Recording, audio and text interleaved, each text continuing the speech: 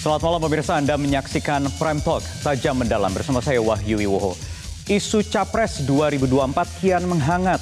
Tak hanya ramai di survei dari para kandidat, ada elit partai politik yang juga terus mencoba menjajaki koalisi untuk mencapai kata sepakat. Di saat PDI Perjuangan dan Gerindra misalnya yang tampak semakin akrab, Golkar yang makin lincah bergerak, PKB juga berani memunculkan wacana poros harapan baru 2024. Apa itu poros harapan baru?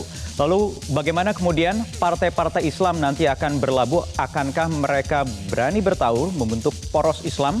Sebelumnya kami akan menyoroti juga kepala daerah yang memiliki elektabilitas kuat namun bukan kader partai politik. Bagaimana peluang mereka di Pilpres 2024 mendatang? Inilah Prime Talk selengkapnya.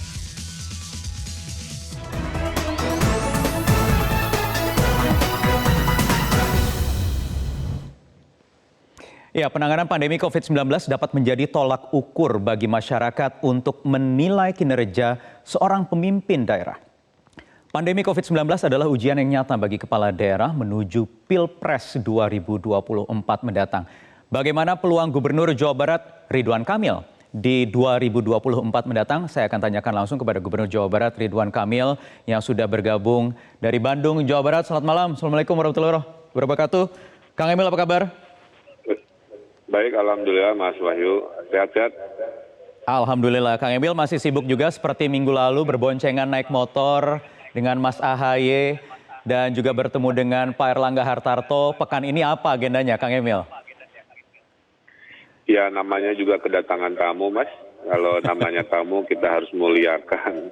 Hari ini mendampingi Pak Wapres dan lain-lain. Jadi memang agenda kami itu satu kadang-kadang fokus pada COVID, kemudian urusan non-COVID, kemudian menjamu atau ikut acara tamu-tamu. Jadi rutinitas itu kira-kira seperti itu. Tapi mayoritas sih 80% agenda saya tentang COVID. Bahkan besok di Depok pun kami fokus dengan Pak Jokowi untuk vaksinasi di Depok, kira-kira begitu. Itu agenda sudah setahun, pagi, siang, sore, malam COVID. Jadi menilai pemimpin hari ini ya memang nggak ada lagi kecuali bagaimana menangani COVID yang relatif terkendali. Memang ada kenaikan pasca Lebaran, kemudian juga rumah sakit naik, tapi lebih baik dibandingkan awal tahun baru yang jauh lebih parah ya. Karena tidak ada penyekatan, tidak ada larangan. Mudah-mudahan kenaikannya itu landai dan terkendali. Saya kembali lagi ke tamu tadi, Kang Emil. Pertanyaannya, tamunya datang sendiri atau tamunya diundang, Kang Emil? Oh, datang sendiri. Jadi saya memang dalam hal ini tidak mengundang secara khusus. Biasanya beliau-beliau punya agenda kepartaian di wilayah Jawa Barat. Dan karena masuk ke wilayah Jawa Barat, biasanya ngontak. Apakah bisa bertemu? Kalau agendanya kebetulan di ibu kota Jawa Barat, di Bandung. Ya, tentulah saya senang karena dalam politik kan kita nggak boleh menolak atau gimana. Semua adalah kawan, semua adalah sahabat, sehingga dengan senang hati kedatangan Pak Mas AHY, Pak Erlangga, ya mau tidak mau selain membicarakan macam-macam, pastikan gestur-gestur, foto dan sebagainya tertafsir macam-macam, termasuk yang ditanyakan Mas Wahyu juga. Iya, itu dia serunya politik kan, yang datang juga ketua umum partai politik lagi, Kang Emil ya. Apakah ini menandakan, ini saya mencoba menjembatani antara publik lewat media. Apakah ini artinya Kang Emil sudah menunjukkan keseriusan untuk 2024? Kan tadi saya bilang, saya ini tuan rumah yang melayani tamu yang datang kebetulan ketua partai. Cuman kan mood dari media, nggak tahu kenapa gitu ya, udah bulan-bulan ini tuh member-member terus ke 2024. Jadi ya sudah, momennya kunjungan tokoh politik, mood medianya juga 2024, jadi pasti tidak bisa dihindari. Tapi poin saya sederhana, Mas. Saya ini fokus pada kerja, yang tadi saya bilang, karena modal kerja itu kalau diapresiasi masyarakat itu macam-macam apresiasinya. Ada yang ngedoain, ada yang bikin lagu, ada yang termasuk kalau disurvei memberikan preferensi elektoral. Jadi itu aja, bahwa elektoral itu nanti berbuah menjadi sebuah takdir, nggak bisa ditebak juga. Tapi minimal kan syarat nasional itu ada 3, nanti Mas Adi menyampaikan juga ya. satu keterpilihan elektoral, kedisukaan, kedua modal, ketiga kan perahu partai. Dua terakhir saya tidak punya, maka saya fokus pada apa yang saya punya, yaitu kerja yang nanti berbuah pada elektoral. Itu aja. Ya, ya. Di beberapa sejumlah lembaga survei nama Kang Emil masuk, ada yang 5 besar, ada yang di 10 besar. Saya ingin tanyakan sebenarnya nanti mungkin saya harus konfirmasi ke Kang Emil, tapi saya ingin menyapa dulu Direktur Eksekutif Parameter Politik Adi Prayitno. Mas Adi, selamat malam, apa kabar? Selamat malam, Wahyu. Selamat malam, Kang Emil. Ya, Mas Adi, kalau nama Kang Emil di Parameter ada di nomor berapa dan seberapa kuat elektabilitasnya? Kalau yang kita survei secara berkala, Kang Emil ini pasti selalu masuk dalam top of mind Capres 2024. Yaitu jawaban spontan kepada publik ketika ditanya apakah Bapak Ibu kalau Pilpres hari ini siapa kira-kira yang akan dijawab. Nah, Kang Emil ini punya bekal 5% elektabilitasnya. Jadi dari jumlah populasi secara nasional sudah ada 5% orang yang merasa dan ingin memilih Kang Emil. Ketika misalnya dikerucutkan menjadi 15 nama, 10 nama, Kang Emil punya bekal 7-8%, Wahyu. Ini yang saya sebut sebagai bonus plus-plus dari kerja-kerja politik yang selama ini dilakukan oleh Kang Ridwan Kamil di Jawa Barat. Tapi satu hal, kenapa misalnya belakangan Ketua Umum Golkar, Ketua Umum Demokrat ke Jawa Barat, ini tentu bukan hanya sebatas menyambut tamu atau silaturahmi politik biasa. Kalau persoalan itu orang nggak mungkin ramai. Tapi ini pasti akan ditafsirkan sebagai jalan panjang menuju 2024. Ini kan Belanda masih jauh, tapi kan konsolidasi, membangun chemistry itu kan tidak bisa sekedap, tidak bisa ujuk-ujuk. Memang harus mulai dirajut batu bata kekuatan politiknya dari sekarang. Iya, yang menarik adalah yang mendatangi ketum-ketum parpol, Mas Adi. Betul, karena ketum-ketum parpol ini juga punya hasrat untuk maju di Pilpres 2024. AHY secara de facto pasti akan dimajukan oleh Demokrat, entah sebagai capres ataupun sebagai cawapres. Begitupun dengan Erlangga Hartarto, sekalipun belum definitif siap menyatakan, tapi kan sudah ada fatwa dari kader-kader di bawah bahwa 2024 wajib hukumnya Erlangga maju sebagai capres dari Golkar. Ini kan menunjukkan sebenarnya ada orang yang mengatakan seperti orang yang sekali mendayung dua pulau terlampaui.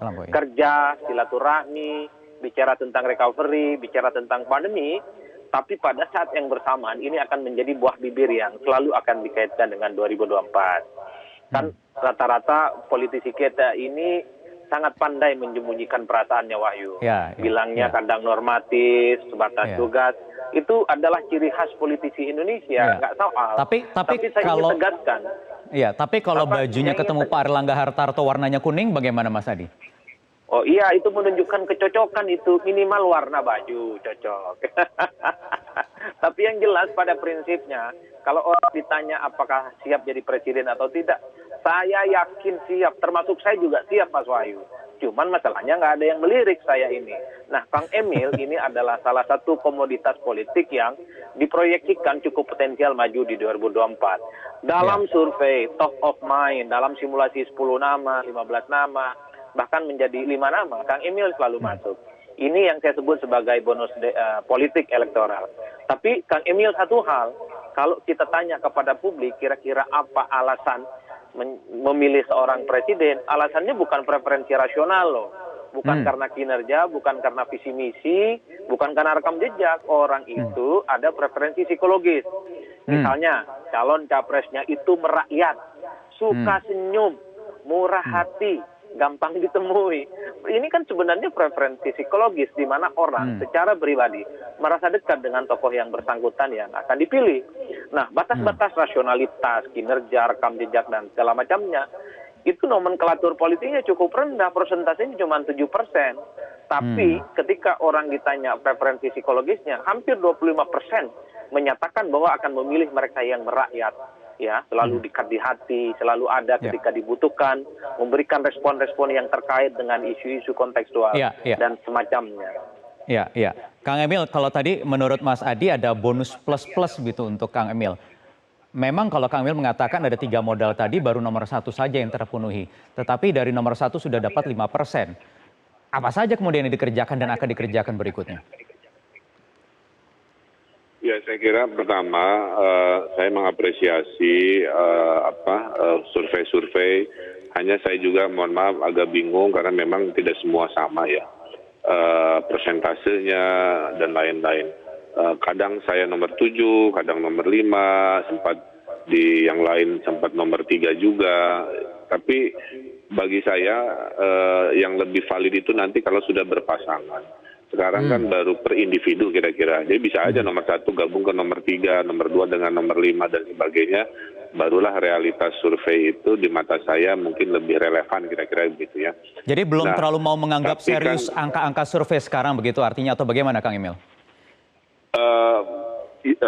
Ya itu bisa begitu tapi menjadi refleksi bahwa evaluasi lah kira-kira seperti apa. Saya yang sering saya lihat sebenarnya kalau membedah survei itu lebih bukan ke elektabilitasnya saja, tapi tingkat popularitas, Mas. Saya itu terbaca dari berbagai survei baru 60% lah warga Indonesia yang kenal saya, misalkan seperti itu ya.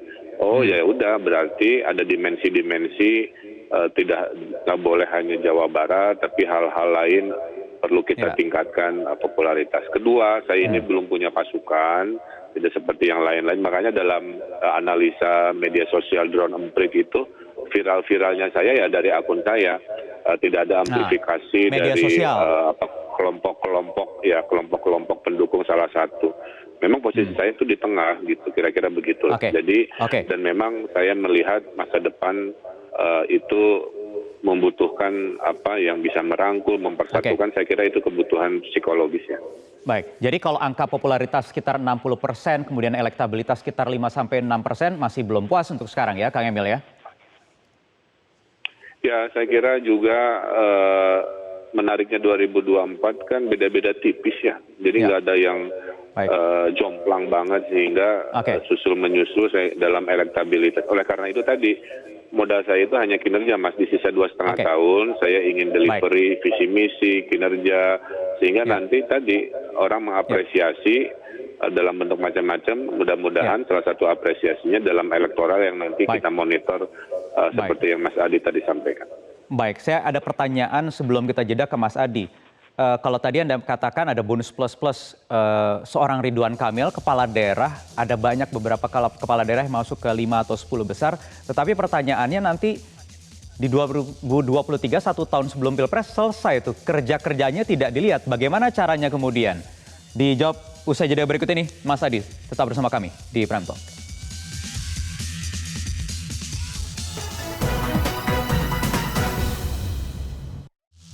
Ya baik, kembali di Prime Talk. Saya ingin ke Mas Adi. Pertanyaan tadi saya tadi sebelum jeda adalah bagaimana kepala daerah yang masuk dalam 10 atau 5 besar hasil lembaga survei ini yang tidak punya partai politik akan bagaimana kerjanya ketika nanti di 2022, Kang Emil di 2023 selesai kerja-kerjanya tidak dilihat lagi, tidak nampak lagi di layar.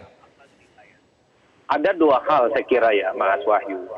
Pertama, kepala-kepala daerah menonjol seperti Kang Emil ini telanjur menjadi komoditas politik papan atas yang saya kira tidak akan gampang tenggelam begitu saja.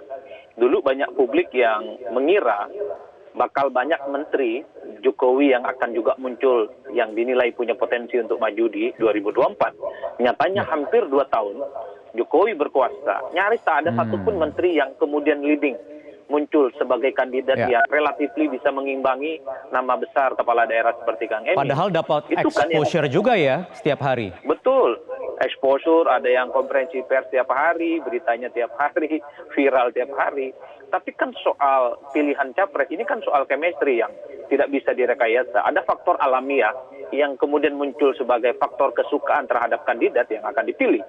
Itu yang pertama. Yang kedua, berakhir 2023, apalagi bulan November, itu kan bersamaan dengan tahapan Pilpres yang sedang dimulai. Itu artinya jarak dekat Kang Emil tidak jadi gubernur dengan pencoblosan Pilpres di 2024 yang Februari itu terlampau dekat. Artinya, sekalipun tidak jadi gubernur, Kang Emil tetap akan menjadi salah satu figur yang akan mewarnai spotlight politik yang akan didominasikan sebagai kandidat potensial. Tapi siapa mesin politiknya? Kan tidak ada partai politik di belakangnya. Nah, saya kira ada Nasdem yang buka konvensi secara terbuka. Welcome, kata Nasdem, kepada semua kader terbaik bangsa untuk turut serta urun rembuk, ya, bersama-sama mencari pemimpin yang kemudian transformatif, menjadi bagian dari salah satu penting figur yang kemudian akan diusung. Tentu ini adalah altar biru, karena Nasdem backgroundnya biru, yang diberikan kepada semua kepala daerah potensial semacam Kang Emil untuk menjadi bagian dalam konvensi ini. Saya kira Nasdem cukup terbuka dan serius untuk melakukan konvensi itu. Cuman harus dipastikan, ketika konvensi itu dipastikan oleh Nasdem, maka siapapun yang dinobatkan sebagai pemenang, dia wajib dicapreskan. Bukan seperti Partai Demokrat, menang konvensi tapi tidak dicapreskan. Itu hanya sebatas halusinasi. Tapi kalau dilihat rata-rata, Nasdem saya kira cukup serius sedang beauty contest, mencari capres yang memang akan diusung melalui skenario konvensi. Itu saja sih sebenarnya, Mas Wahyu. Ya, ya. Atau jangan-jangan Kang Emil sudah ada komunikasi juga nih soal konvensi Nasdem. Ya, jadi saya kira pertama komunikasi saya sebagai non partai saya lakukan kepada semua ketua partai dalam 3 bulan terakhir sebagai sebuah etika menjaga relasi, kira-kira begitu ya. Jadi dengan Pak Surya Paloh sudah bertemu, Pak Ahmad Saiku Presiden PKS, bulan lalu sudah bertemu dengan Caimin sudah, kemudian dengan Pak Zulkifli Hasan, PAN, hampir semua sudah dilakukan dalam rangka tadi menyingkronkan. Saya selalu bilang kalau ketemu dengan ketua-ketua partai ini agar mendukung program Jawa Barat, pemulihan ekonomi, dan yang pasti-pasti tadi ya dukungan jika periode kedua Gubernur Jawa Barat bisa disinergikan. Nah, khusus dengan Nasdem tadi memang yang paling gencar dan sudah terkonfirmasi melakukan konvensi adalah Partai Nasdem yang sangat terbuka kepada siapapun. Dan Partai Nasdem pasti akan melihat surveinya dua, survei yang dilakukan Mas Adi, misalkan dari luar, dan survei internal. Saya kira ini sebuah contoh yang baik, karena pengalaman 2 kali pilkada ya Mas Adi ya, Mas Wahyu, waktu Pilwalkot dan Pilgub itu membuktikan bahwa kebutuhan dua pihak itu nyata. Ada partai tidak ada calon tidak ada partai, tapi elektabilitas baik. Ya akhirnya berjodoh menjadi sebuah saling kemenangan. membutuhkan begitu. Saya kira rumus demokrasi itu sangat universal dalam berbagai level ya, kira-kira begitu. Karena ada juga yang saya punya syarat, punya perahu, tapi elektabilitas sedang ya kadang-kadang juga buang-buang energi ya. Hanya ramai di proses awal kontestasi. Nah, hal-hal tadi dalam 2 kali pilkada membuktikan perjodohan itu akan ada, ya. Hanya kita tidak tahu. Nah, hanya kalau Nasdem itu mungkin kalau langsung sendiri, saya kira juga mungkin masih ada butuh proses berkomunikasi supaya genap 20% ya dengan partai-partai lain yang pasti. Oke, tapi sudah ada undangannya untuk ikut konvensi atau belum, Kang Emil? Ya, secara informal sudah. Secara informal sudah. Ya, artinya Nasdem kan sangat terbuka ke Mas Anies menyampaikan, ke saya menyampaikan, ke pihak umum diberitakan. Tinggal kita lihat momentumnya kan, apakah upaya terbuka itu ternyata menjadi kenyataan di waktunya atau ternyata bisa tidak jadi, bisa ada. Karena politik kan dinamis ya, tidak seperti yang selalu kita prediksi di awal-awal, kadang-kadang bisa berubah di akhir-akhir sesuai dinamika politik. Jadi tinggal tunggu waktunya begitu ya, Kang Emil ya? Oleh karena itu tadi, saya tidak punya modal macam-macam, kepala daerah ini fokus beresin COVID, pemulihan ekonomi, berprestasi, mudah-mudahan elektoralnya membaik, nanti kita monitor evaluasinya seperti apa. Ada tidak syarat-syarat yang diminta untuk ikut konvensi? Elektoral aja. Jadi pada akhirnya kan dari harta yang paling luar biasa dalam politik itu, kesukaan oleh publik itu adalah yang paling utama, Mas. Derajatnya kira-kira begitu. Oleh karena itu kita bisa lihat bagaimana tokoh-tokoh yang menang di Pilgub, di Pilpres, semua karena elektabilitasnya kan bagus, membaik, sehingga ujung-ujungnya saya akan tahu diri lah. Kalau kira-kira surveinya pas-pasan ya mungkin juga tidak usah memaksakan diri, kita lihat mana yang paling ada di depan mata. Saya kira lebih Baik, kalau gitu manajeable. kita nantikan saja sama-sama konvensinya ya. Kang Emil, bagaimana kelanjutannya? Nanti akan kita konfirmasi lagi di kesempatan lainnya dengan partai-partai lain termasuk juga Nasdem. Terima kasih Kang Emil, Gubernur Jawa Barat Ridwan Kamil dan juga tadi ada analis politik Adi Praetno yang sudah bergabung bersama kami di Prime Talk.